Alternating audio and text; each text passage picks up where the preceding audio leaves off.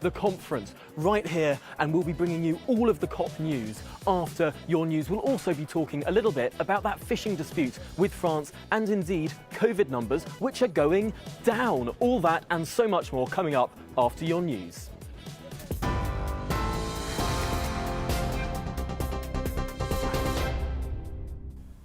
Good morning, I'm Rosie Wright. This is your news at 9 o'clock. The Prime Minister is welcoming world leaders to COP26 today, telling them humanity has long since run down the clock on climate change. During his speech, Boris Johnson will say they must act now to tackle the climate crisis. Around 120 heads of state and government will attend the summit, including US President Joe Biden, European leaders and India's Narendra Modi. They're under pressure to curb global warming to 1.5 degrees. Penny Pizer from Net Zero Watch told GB News the summit won't make any difference. This is the 26th climate summit. So over the last 30 years, we've heard the same kind of slogans. It's always, last chance saloon. It's the last chance, the last minute, global disaster. It has always been that way. And I think the public are beginning to realize that this is not going to happen. The Prince of Wales is going to give a military-inspired speech at the conference. He's expected to stress the urgency of action, calling for the world to be on a warlike footing. He's also going to ask leaders to engage with global business, saying a vast military-style campaign would utilise their strengths. Royal commentator and former Transport Minister Norman Baker told GB News, though, that the Prince needs to change his own behaviour. The problem with Prince Charles is not that he's saying the wrong things, although I wouldn't use that particular language. And he has been consistently arguing for change and action on the climate for many decades. The problem with Prince Charles is he undermines his own case by his own actions. He is personally in the top 1% of polluters in the world. A small number of people have been taken to hospital after a collision between two trains in Salisbury on Sunday evening. Network Rail say the incident happened when a train derailed after hitting an object, then colliding with a second train. British Transport Police confirmed there were no fatalities in the incident and approximately 100 people were evacuated from the scene. The chief executive of Barclays Bank, Jes Stanley, is stepping down from his role after an investigation by the financial watchdog into his links with convicted sex offender Jeffrey Epstein. Barclays said they were made aware of some of the information into the investigation and were disappointed by the report, but didn't provide details. The Financial Conduct Authority report makes no findings that Mr Stanley saw or was aware of any of Mr Epstein's alleged crimes. Mr Stanley has said he will contest the findings. A former soldier who lost his life in a paddleboarding accident in West Wales has been named. Father of three, Paul O'Dwyer, died after jumping in to save two women in distress while he was out paddleboarding with a group. Two women also died at the scene. Another remains in critical condition. The French president says that the Australian Prime Minister lied to him over the cancellation of a submarine building contract in September. Australia scrapped a submarine deal with France worth $60 million as part of a new security alliance with the United States and Britain. The deal will give Australia access to new security measures and nuclear-powered submarines. The French president said Scott Morrison had betrayed France and indicated that more needs to be done to rebuild trust between the two allies. I have a lot of respect and a lot of friendship for your people. I just say when we have respect, you have to be true and you have to behave in line and consistently with this value. You think he lied to you? I don't think, I know. If you've had 2 jabs of the COVID vaccine, and they were over 6 months ago, as of today, you don't need an appointment for your booster jab. The third injection is now being offered at walk-in vaccination sites. The NHS is aiming to increase jab uptake ahead of what they've described as challenging winter months. NHS England say that more than 6 million people in the UK have already had their booster jab. Families in Australia have been reunited after months of travel restrictions as the first unrestricted flights have arrived in the country. Australia's eased its international border rules for the first time since the start of the pandemic. Australian citizens living abroad can now visit the country without the need of a permit. Those living in the country are also now free to leave without government permission. Those arriving in Australia won't need to quarantine. The new rules apply to permanent residents, Australian citizens and also their immediate families. You're up to date here on GB News. I'll be back with the headlines for you in half an hour.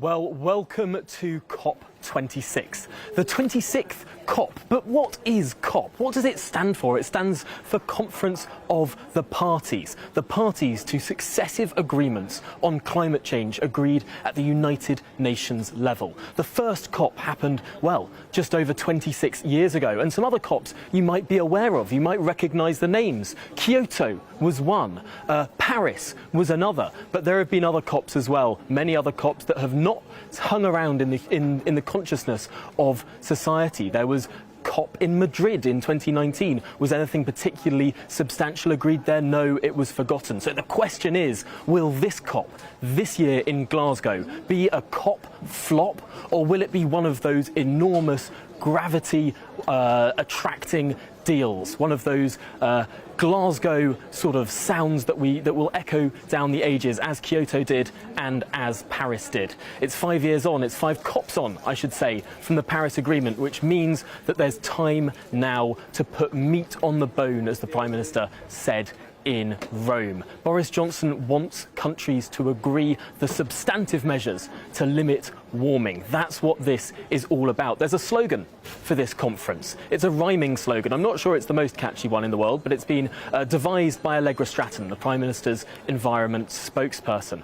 And that's coal, cars, cash and trees to keep warming below 1.5 degrees. So that's what the UK wants. They want action on no new coal-fired power stations. They want action on planting more trees. They want action on banning the internal combustion engine in cars. And also they want a lot of cash for developing countries. £100 billion of cash is what they want to deliver to other countries. But this is also all about energy. And there's many questions as we're entering the winter into our energy security in this country. This is the problem that I think is facing this COP conference. There are many people across the United Kingdom, indeed in some of the United Kingdom's overseas territories, who are less than energy secure. We're seeing rising energy prices at a time when we're being told by our leaders that we need to be concerned about climate change. Well, one of those overseas territories that might be a little bit worried about their energy security right now is Jersey, because it wasn't so long ago that France, which has the main power connection through to Jersey, threatened to raise those prices, or indeed potentially even turn it off. This is, of course, all about this rolling dispute over fishing, something that dogged the Prime Minister in Rome for that G20 summit, something that still hangs over the Prime Minister now. Can an agreement be reached? Can relations simmer down? Well, I'm delighted to say that to talk about all of this, we can be joined by Senator Ian Gorst, who is the External Relations Minister of Jersey. Welcome to the programme, Senator Gorst. First of all, I want to get your reaction to some reports of what President Macron is supposed to have said, of what the French are supposed to have believed with regard to punishing Britain, deliberately punishing Britain for voting leave. Is that your take on what the French government's position is? Well, good morning, Tom. Could I just say we're not an overseas territory, we're a Crown dependency, but that's a bit technical probably for your viewers. The reality is we knew after the Brexit vote that the European Union view was that no country leaving could have an improvement on their previous relationship. In fact, some felt that it had to be economically worse leaving rather than remaining. Of course, we in Jersey didn't have a vote on the referendum because we were never a full member of the European Union. We were just in for goods. And so what we have done is been involved with the UK in the negotiation of the Brexit deal. And we believe that actually it's in our best long-term interests to make that deal work. But the deal is technical. The deal requires our officials to sit down and go through evidence, go through data, and that really is at the heart of the fishing dispute. whether vessels can show that they fished in our waters for those 3-year period and what evidence is required. Previously, they had to fill in logbooks. And so we say the best evidence is a logbook. Show us those logbooks. If that logbook shows you fished in our water, you can have a license. If it doesn't, then we can't give you a license because we will be breaching the trade deal. But coming back to the energy issue, of course, you're up in Glasgow. The energy or electricity that we get through a private contract between 2 private companies here in Jersey and in France is nuclear and renewable. How can it be in the global interest for France to threaten or to reduce, to cut off or add extra tariffs to that energy supply when the alternative would be for us to have to fire up our power station, which is diesel generated, therefore increasing carbon emissions, even at the heart of the fishing issue? We know that sustainable fishing with smaller vessels will help improve the carbon emission position and help maintain global warming at appropriate levels. Large fishing vessels, unsustainable practices, do the opposite. That's extraordinary. At the moment, we're hearing so many charges against many world leaders. We haven't heard many charges against President Macron, but that is such a fascinating perspective that indeed his threats, particularly against Jersey, could indeed lead to diesel-fired power stations being started up again, and indeed a much less ecological approach to fishing. I wonder here whether the French just really haven't read the terms of the trade and cooperation agreement, an agreement that many people at the time at which it was signed said, has completely done the British over on fishing. Well, potentially, it seems like now it could actually be a better deal for British fishermen and a little bit harder on the French than was first thought. Well, as far as Jersey is concerned, it's a separate clause, and we very much believe that it's in our best long-term sustainable interest for our fisheries. But it's a change from what was previously in place. And I think that from some perspectives, it's that change that's not been well understood perhaps in France. Previously, vessels were licensed by France to fish in Jersey waters if they had a historic right. Under the trade deal, it's not about historic rights, it's about whether they actually fished during the previous 3 years for more than 10 days. And so they have to show the evidence. So it's absolutely clear that the terms are different. And therefore, the number of licenses issued was going to be reduced.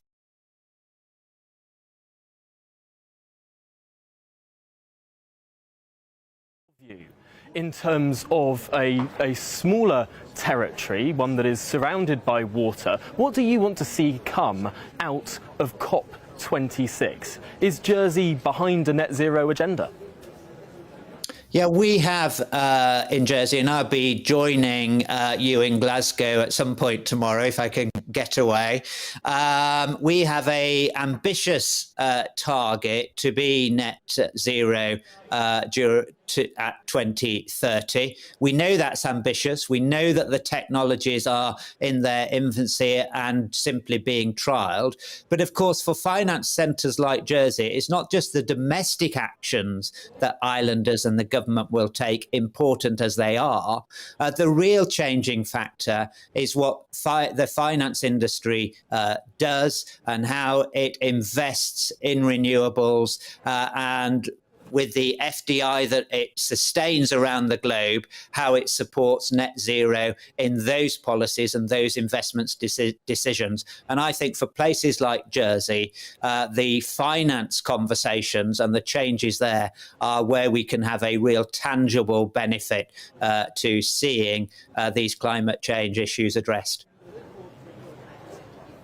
That's a really interesting perspective, and one that we don't hear that much on broadcast news in the UK.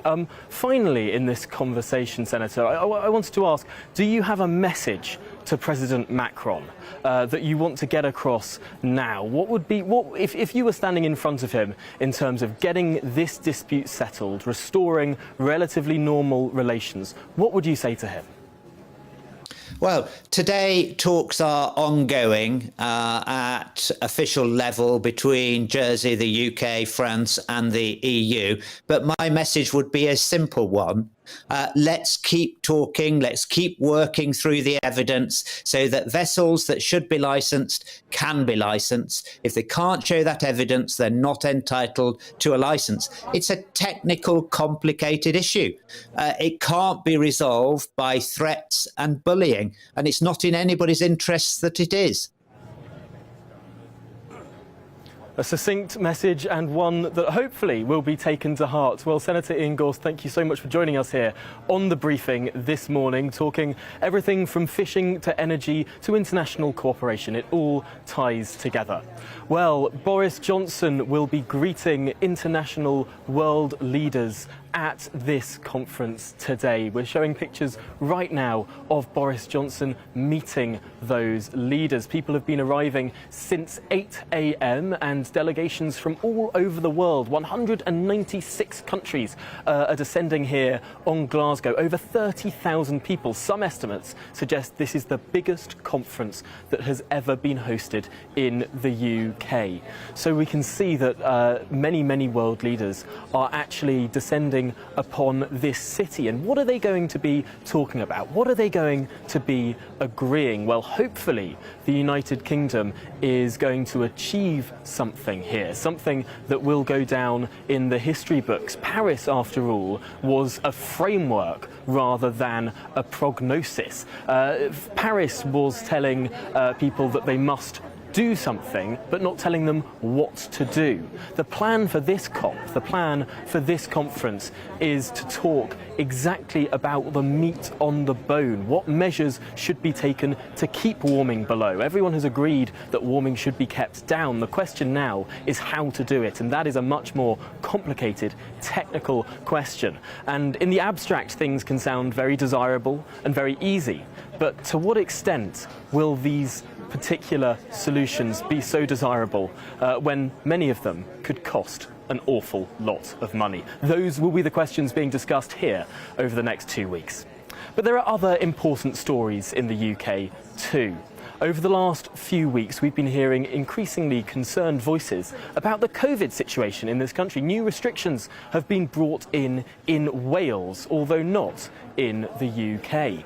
So what is going on with COVID in England, in Scotland, in Wales and in Northern Ireland? 2 weeks ago on this programme, Dr. Andrew Lillicoe came on. Many of you may have seen his prediction, and it's rare that someone will make a firm prediction with regard to where COVID numbers will go. But on the 22nd of October, Andrew Lillicoe came onto this programme and confidently predicted that cases would begin to fall.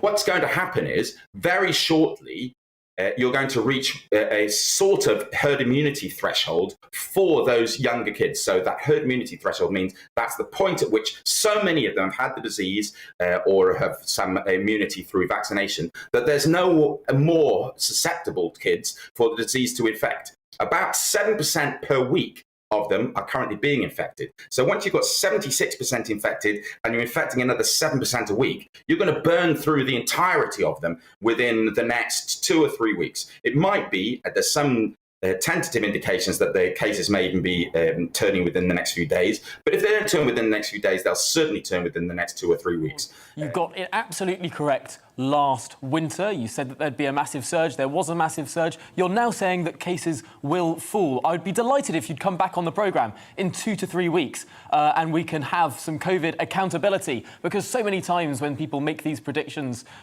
sort of are said one day and then forgotten the next week. Let's return to this in a couple of weeks and see exactly what's happened. Absolutely.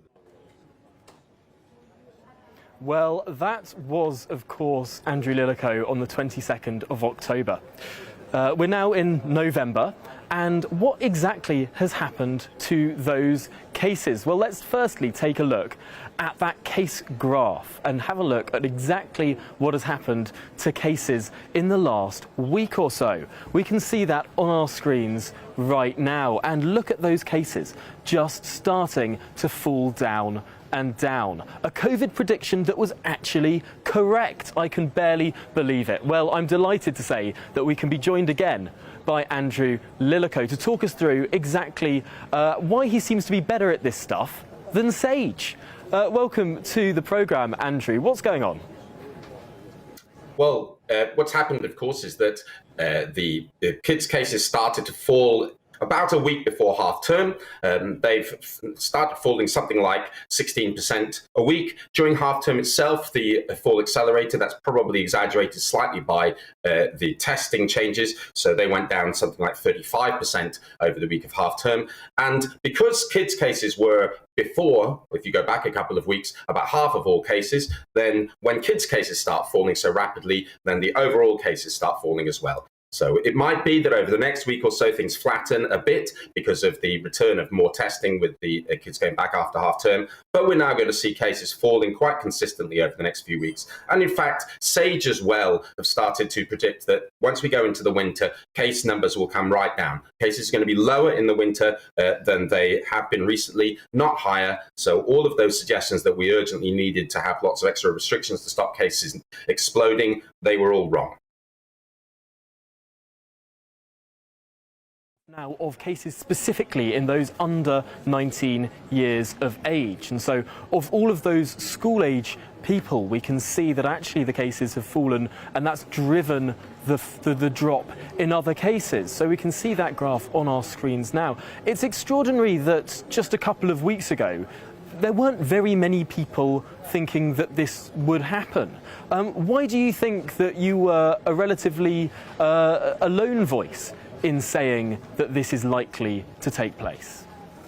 Well, it's not altogether apparent to you because the kinds of analysis that I used here are completely conventional epidemiological models, and the data which I've used is completely standard public domain data. So I think one of the things may have been that actually quite a lot of epidemiologists thought that this was going to be the case, but many of them are a bit constrained from talking too openly because they're presenting, once they presented their models to the official SAGE committees and for the government, well then there's a couple of weeks of before those models come out, so they don't want to be telling you exactly what it is that they think. I think that actually the epidemiologists must have known this for some time.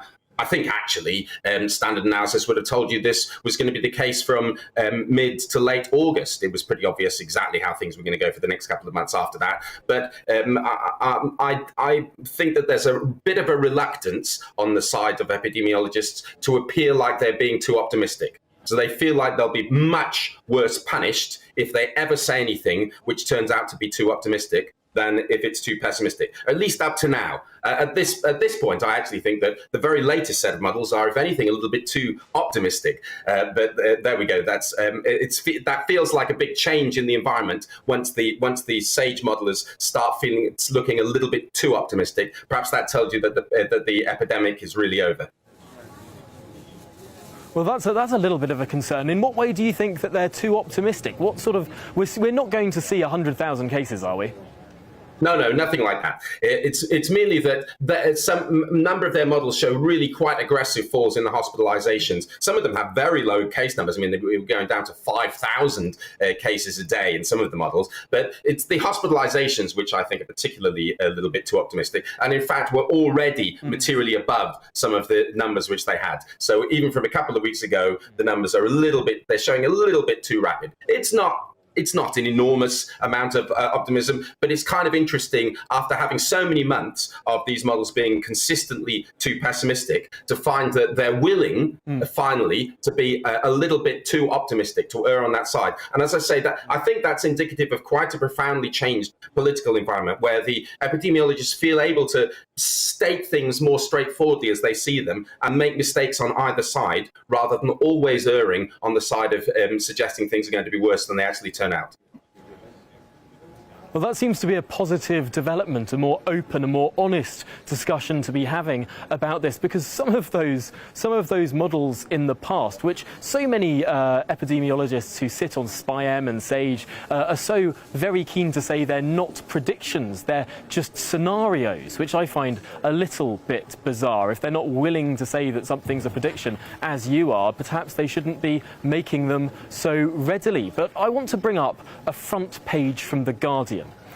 Which was published, I believe, on the 15th of September. We're showing it on our screens right now. So this is from the 15th of September, saying that the likely envelope, this was a SAGE analysis, the likely envelope would be 7,000 hospitalisations by October. Well, October has now been and gone, and I wonder, Andrew, if you can tell us exactly how many hospitalisations we're actually at. 955. 955, not 7,000, not, I think, what was the envelope of theirs was something between 3,000 and 7,000, I think. They said that was 2,000. So 2,000 and 7,000. You and I actually had it, you had me on your show to discuss it when they came out.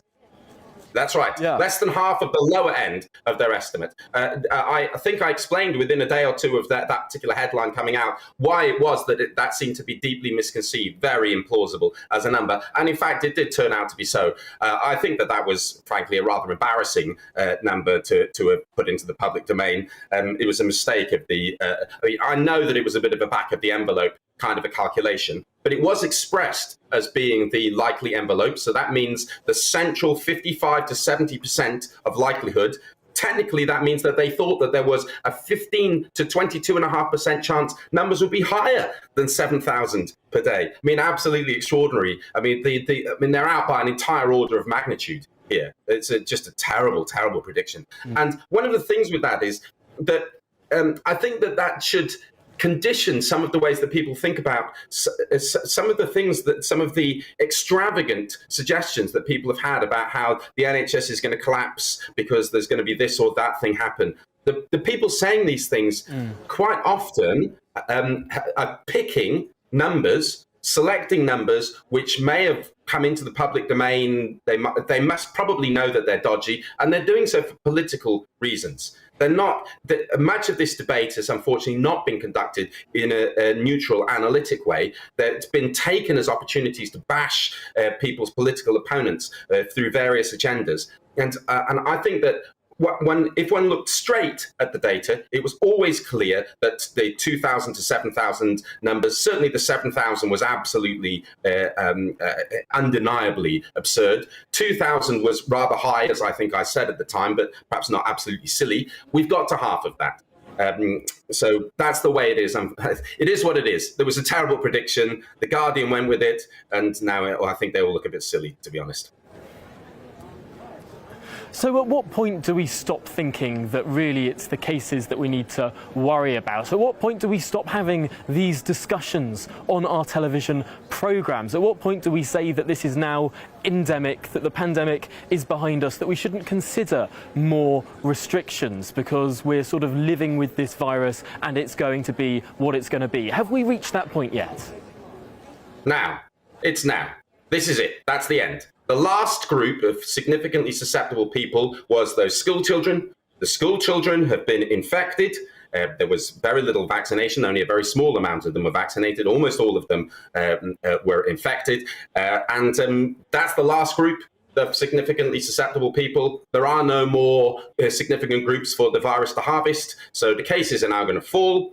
The virus will be with us forever. There'll be a period of somewhat bumpy transition to full endemicity because there's going to be waning of immunity, not only of the vaccine immunity, but also of natural immunity. And because the disease came in waves and because the vaccination came in quite concentrated waves, the waning will probably come to some extent in waves as well. So there'll be waves as we transition. They won't be anything like as significant or serious because, of course, they're waves of people who've already had the disease or already been vaccinated. So that's not nearly so significant an issue. But we'll get a little bit of bumpiness through until we reach full endemicity in maybe a year or so's time. So I don't think that there's anything more to talk about here as far as significant policy is concerned. There'll be obviously epidemiologists and health professionals and so on will spend a lot of attention on this. It's a disease like a number of others. But I think that major political attention should just now move elsewhere. This issue is over. Well, what a note to end this conversation on. There's nothing more to talk about. You heard it here first. Well, I can only hope that what you're saying is absolutely true because, my gosh, I am bored of COVID. Well, getting back to COP26, which hopefully might be a little bit interesting. We can see some arrivals of world leaders now coming to this summit here in Glasgow. Of course, we at GB News will be here over the next 2 weeks, bringing you every twist and turn of what goes on here, but also hopefully trying to bring a different perspective, trying to hold leaders to account on both ends of this issue. As you can see, we're right here at the heart of the centre, and we've seen already some leaders walk past that enormous globe behind me already. And we'll be talking so much about all of these different agreements that are coming up and about over the next 2 weeks. No doubt there will be some fireworks. Whether or not there'll be eco-friendly fireworks or not remains to be seen, but we'll be bringing you coverage throughout the day. Remember to tune in to the 3 p.m. briefing with Darren McCaffrey, which will also be here from the heart of COP26. Well, that's it from me this morning. Coming up, it's To The Point with Patrick Christys and Mercy Muroki. But first, here's a look at the weather.